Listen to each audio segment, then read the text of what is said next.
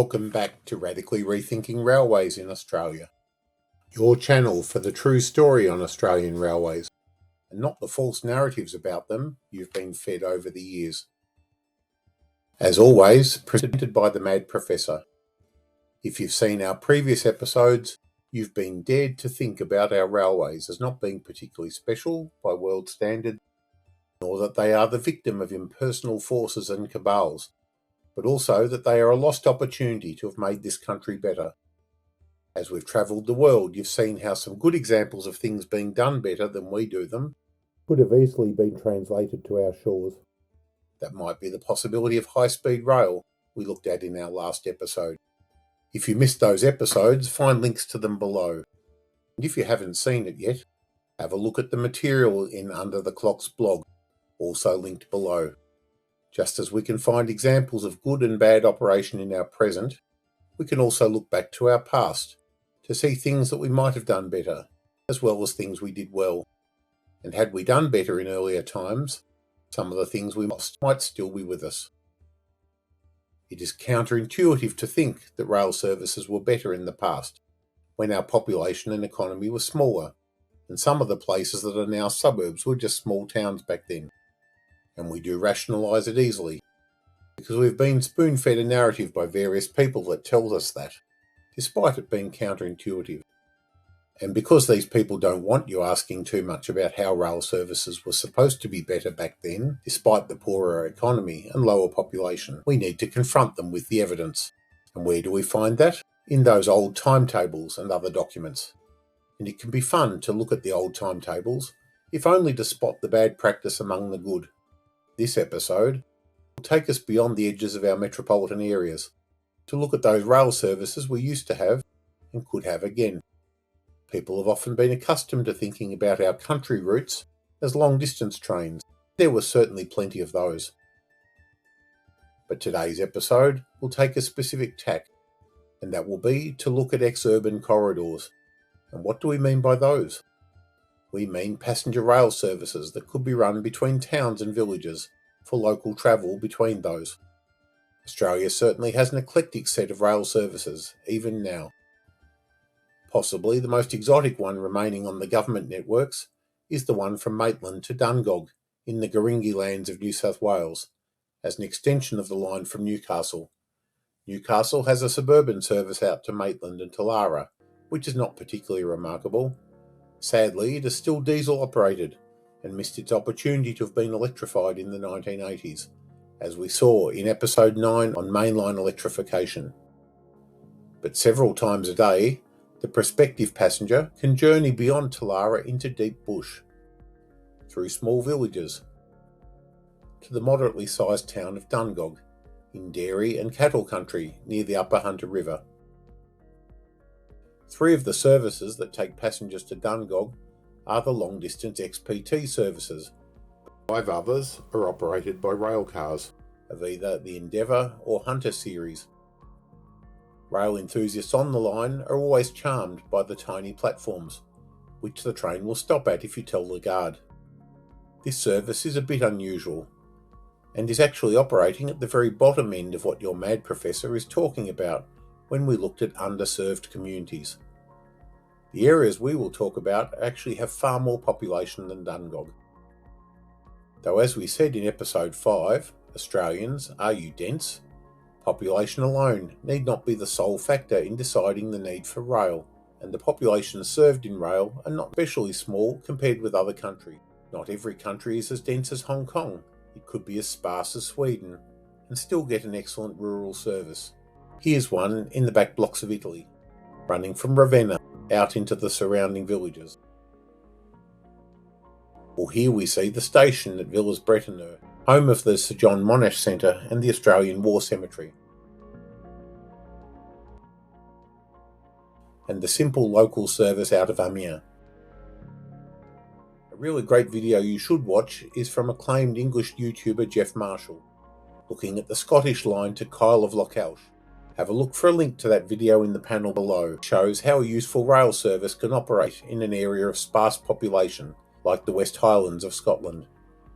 The full list of Australian corridors that Under the Clock's blog prepared is shown below, or follow the link below. Before we look at those corridors, let's set down some principles. The first of these is that we're providing these services for equity reasons. Equity of opportunity. We can't provide a chauffeur-driven limousine to everyone who wants one. But providing transport so people can access the things they need to prosper, whether it is to work, to school, or to see their family and friends, or culture, is something we provide and should provide, at a minimum level above zero. While city railways are often justified by congestion, mainly arterial road congestion, their effect is to give city people a transport system that does more than just relieve congestion, but provides a wider set of benefits. But rural areas, often lacking congestion, then miss out on those benefits too. We have so many good precedents for rural railways we can use, whether it is to Ararat and Maryborough, or the Kiama to Nowra service, or recent attempts to get a better train service to Bathurst. So we'll develop a service standard for our ex-urban corridors that assumes the following.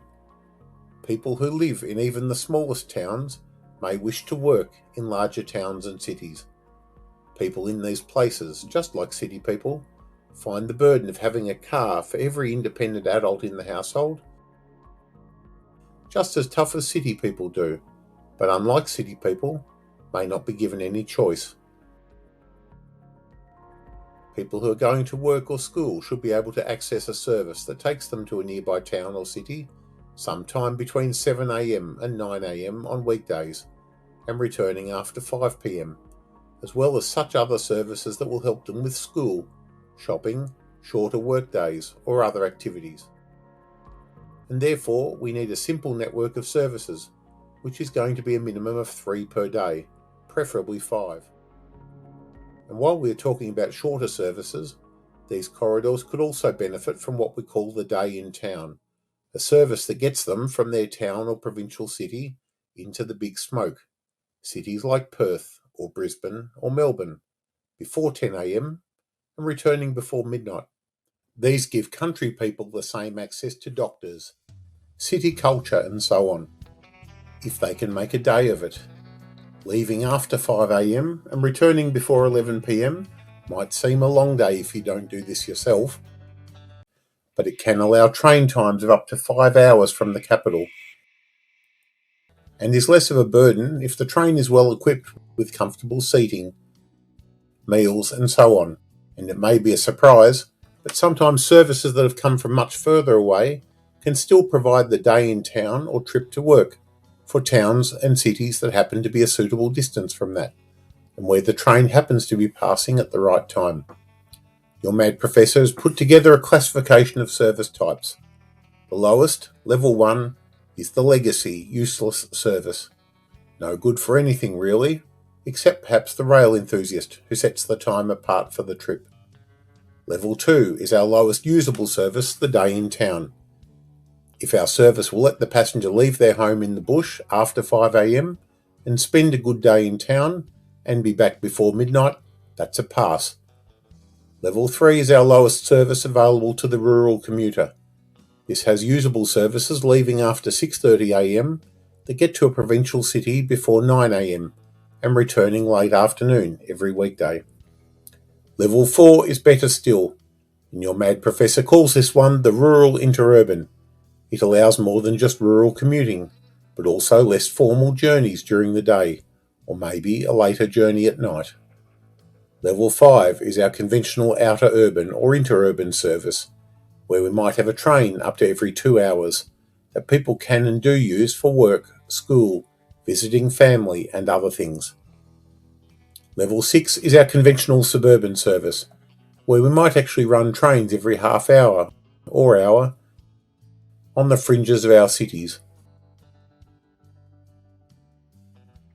And finally, level 7 is our best mass transit, where people don't even check the timetable, but expect a train every 10 minutes or better. And in good bureaucratic fashion, we won't be asking how to build these services from scratch, but how we can improve these services so they reach a higher classification. We won't be looking at how to improve levels 5, 6 or 7. That will be fodder for future episodes. We then need to find the corridors. As we said, population is not a convincing reason alone for poor service, but you might be surprised just how large the populations of underserved corridors can be. In the episode Australians Are You Dense?, we looked at the tables of our largest cities and found that outside the Big Five, rail service can slide away quickly. Gold Coast, Newcastle, Wollongong all have services at level 5 or higher, but Sunshine Coast and Canberra are very poor, and by the time we get to Hobart or Toowoomba, the cupboard is quite bare. And yet millions of people live in these places when we add them all up. Your mad professor has identified many of these corridors, but we'll only do a few today, some interesting examples. We can look at how we served them in the past, and how we can serve them now. And that might only require minor tinkering with the current service, or an all-new line. We will cover an example of each. The first is Perth to Bunbury and on to Margaret River, a major development corridor. The second will be Victoria's Goulburn Valley, from Wallan to Shepparton and Tocumwal. And finally, we will look at the Queensland North Coast Corridor. Beyond the current interurban service, with a reach from Nambour all the way to Maryborough and Hervey Bay.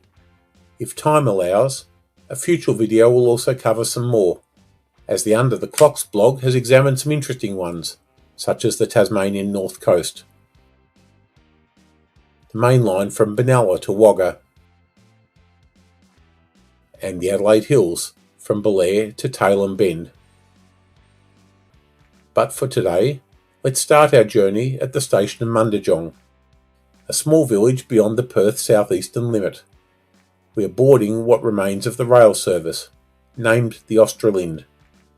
There has long been a rail service from Perth to Bunbury, and up until the 1950s, a robust service from there on to Busselton and Margaret River.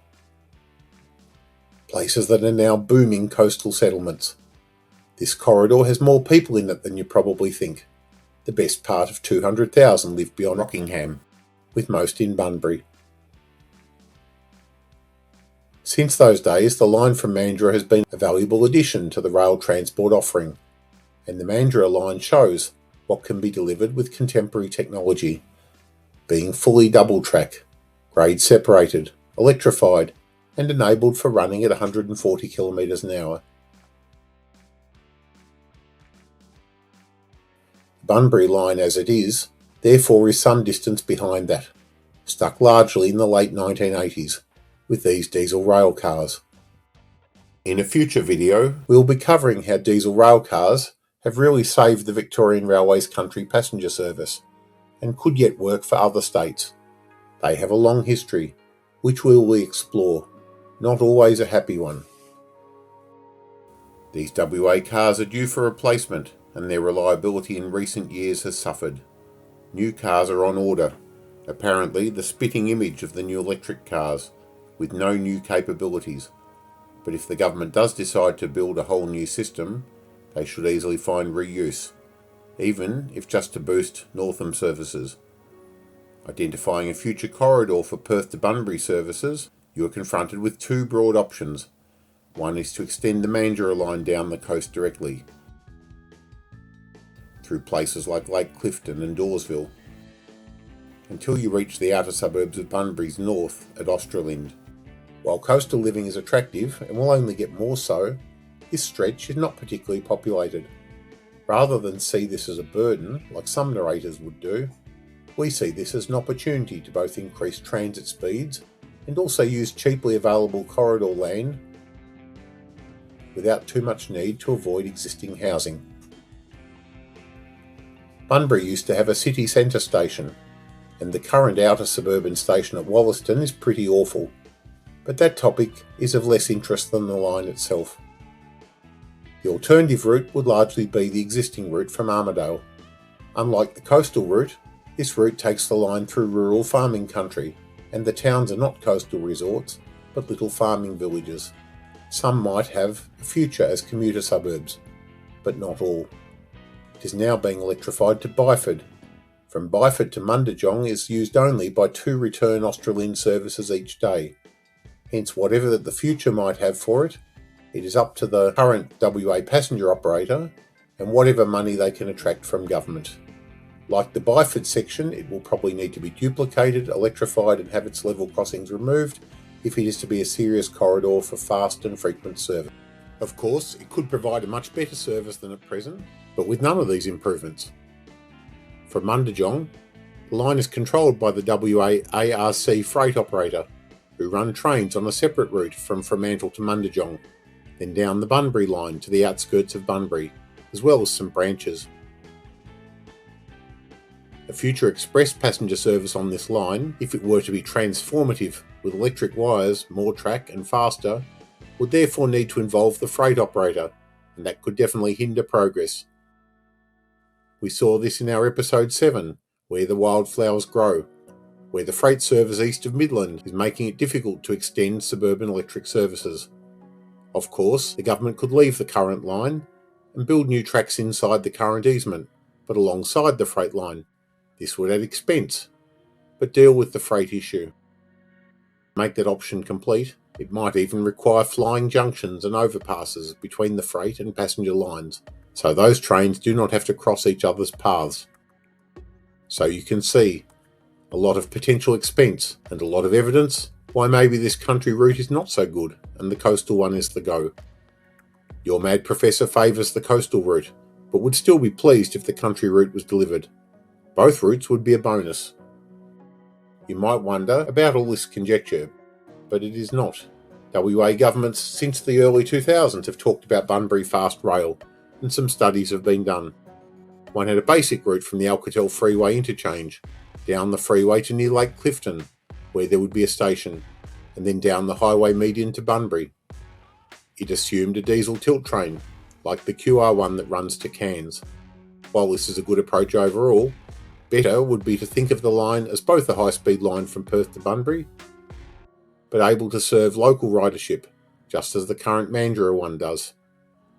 Talking ridership, your mad professor has counted approximately 250,000 people living south of Rockingham and Armidale, comprising 100,000 in Mandurah, Greater Bunbury with 75,000, Busselton and environs 35,000, Margaret River with a permanent population of 8,000, and 25,000 in the inland towns. Not at all to be sneezed at. The South West Passenger Transport Study looked at a line going beyond towards Busselton, so we're not just spitting into the wind here. It canvassed $400 million for a high-speed line. The study is linked below. In the term of Alana McTiernan as Transport Minister, the idea of connecting line between Lakelands, the last but one stop on the Mandurah line, and Pinjarra on the Country line was floated. This was a great idea for two reasons. Some new suburbs have sprung up along the route, and Pinjarra itself could become a suburb. The conversion of the Country line would still be needed, but this would only be from Pinjarra to Bunbury rather than Byford. 9 Fairfax Media ran a story that by 2050, Pinjarra could have 150,000 people. This idea looks like it has long-term government support, but is needed now, and needs to be as useful as the Mandurah line is. Mandurah is already level 6 line on our 7-point scale, meaning all-day service. Does not quite turn up and go, but not too far off either. It was an act of courage in the late 1990s to promise the Mandurah line, and such courage is needed again. Beyond Bunbury, the legacy rail network closed in stages. Passenger services went all the way to Flinders Bay, south of Margaret River, but were slow and unusable, and were gone in the 1950s.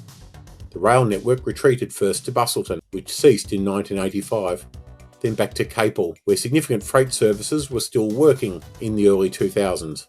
The track to Capel is still there. The old alignment to Busselton could be made to work, much as the old Gold Coast alignment was reused in places in the 1990s. From Busselton to Margaret River is fairly easy country, and just needs an alignment near the existing roads from Vass, and avoiding the coast beyond Dunsborough. As we mentioned in our last episode on high-speed rail, we should never be shy of using government land along road easements, if we need to, for providing as flat and straight a rail line as we need, even if that means the road gets leftovers. A station at the locality of Bramley makes sense. For all new line, we should be aiming for a minimum 200 kilometres an hour wherever we can. Mandurah trains can do 140 kilometres an hour, but that is for trains that will be stopping every few kilometres. Our proposed stops, possibly only Rockingham and Mandurah, depending on the exact route, Dawesville or Pinjarra, Bunbury, Capel, Busselton, Bunbury and Margaret River, means we can use a train that goes a lot faster, one like we already have. The Rockhampton Tilt train, which has exceeded 200 kilometres an hour on the narrow gauge. Shorter journeys are required, say around Bunbury, or as short extensions from Mandurah, then the existing B and C sets will do. Putting in this service should get from level 2, the day in town, now possible between Perth and Bunbury, to level 5 or even level 6.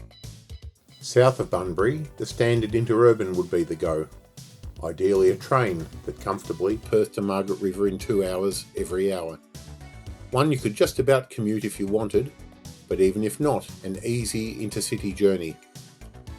And it fits our goal of equity, giving an area like the southwest what the New South Wales Central Coast, Victoria's Latrobe Valley gets. Let's move to our second corridor, Victoria's Goulburn Valley. For our definition, we will start at the town of Wallan, just outside Melbourne, but a likely destination for future Melbourne suburban trains. From here, on the southern boundary of the Tongarong country, we crest the lowest point of the Great Divide at Kilmore Gap, passing the growing town of Kilmore and its outlying town of Wandong. There used to be a branch line through Kilmore, and there is a station on the main line called Kilmore East. But really, that station is pretty close to Kilmore and should be renamed Kilmore.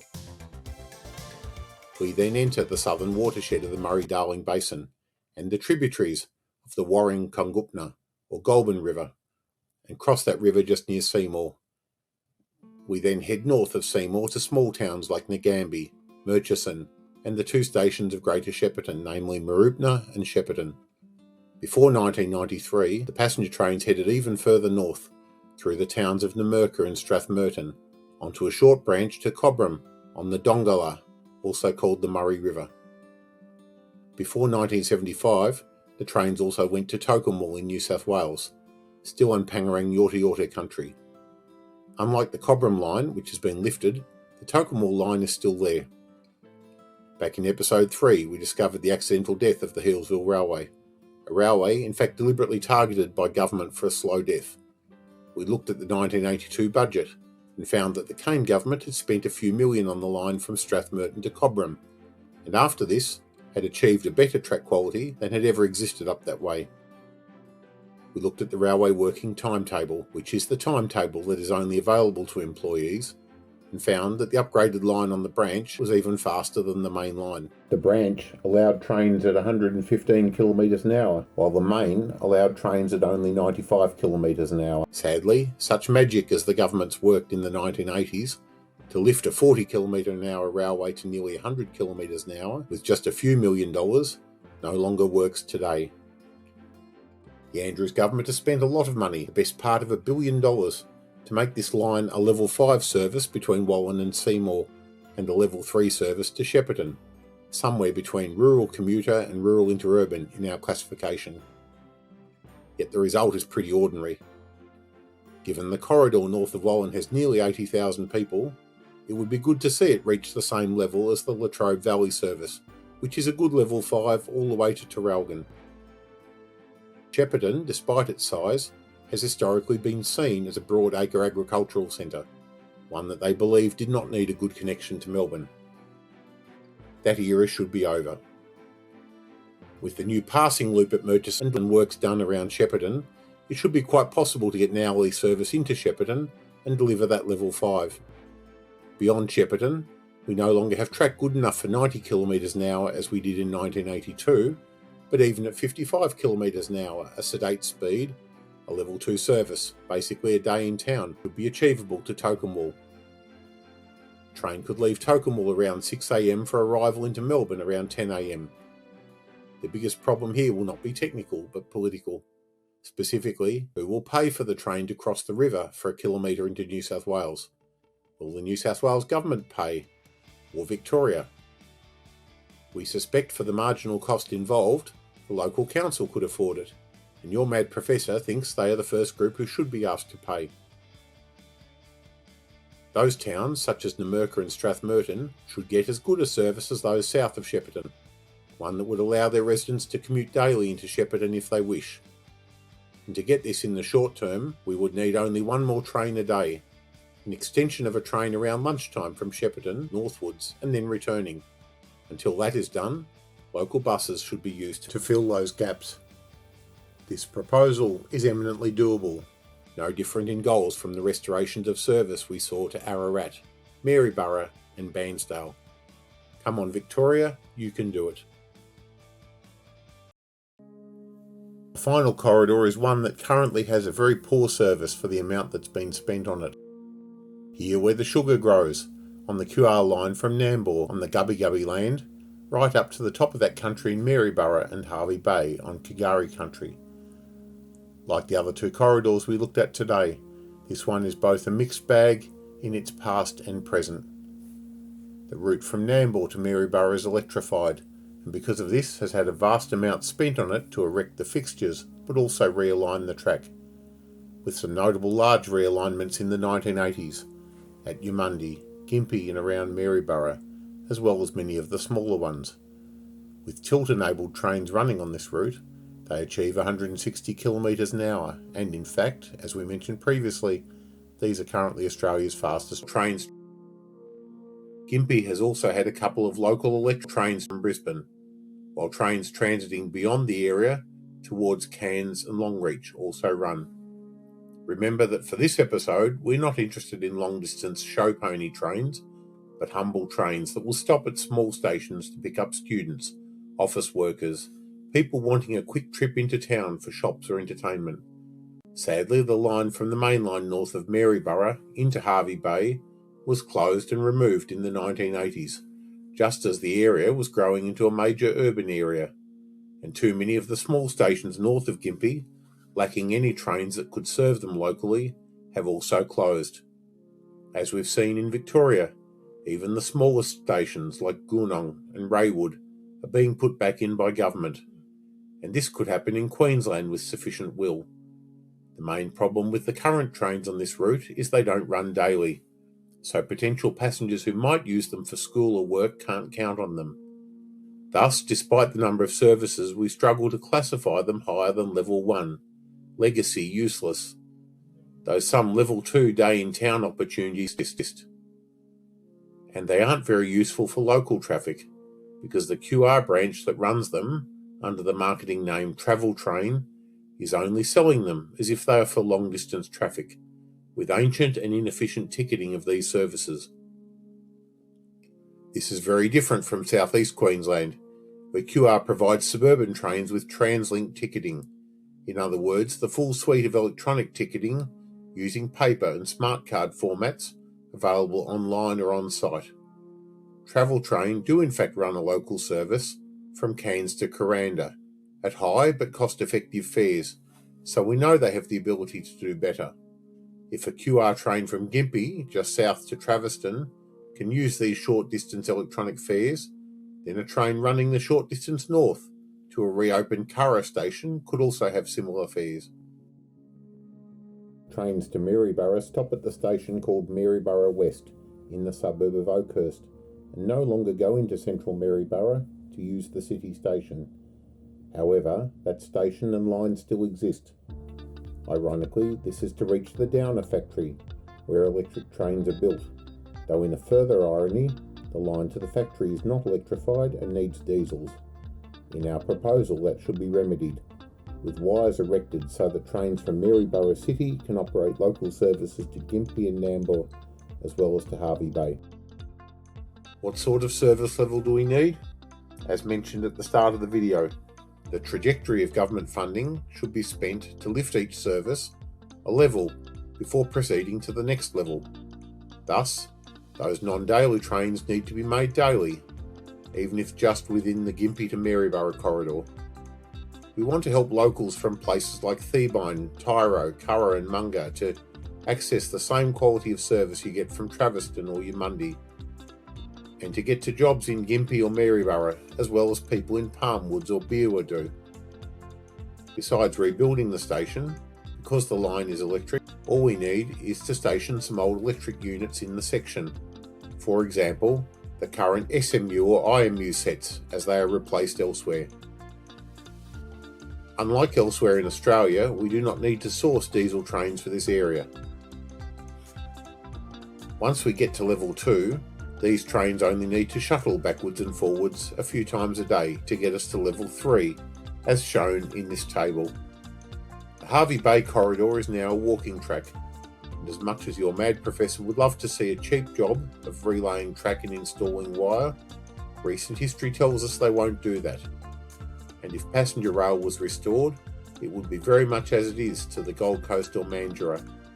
Double track, fast, with giant accessible stations en route, and a large stabling yard for the trains. And that would suggest the stabling yard won't be built in Urungan or Pyalba, but outside the built-up area. Being all new and a similar prospect to early work on the Gold Coast, it wouldn't be built for less than level 5 service, or hourly. We also expect that urban area will spread inland along the route. The current population is already 500,000 from Caloundra north, so it is not whistling Dixie to think that this isn't required.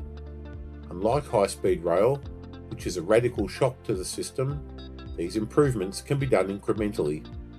This is all about equity, providing a minimum service to Australians where we can, people who are citizens and voters and taxpayers and who shouldn't expect less just because their local railway operator had a history of not providing good service. If we can, we should, and we definitely can.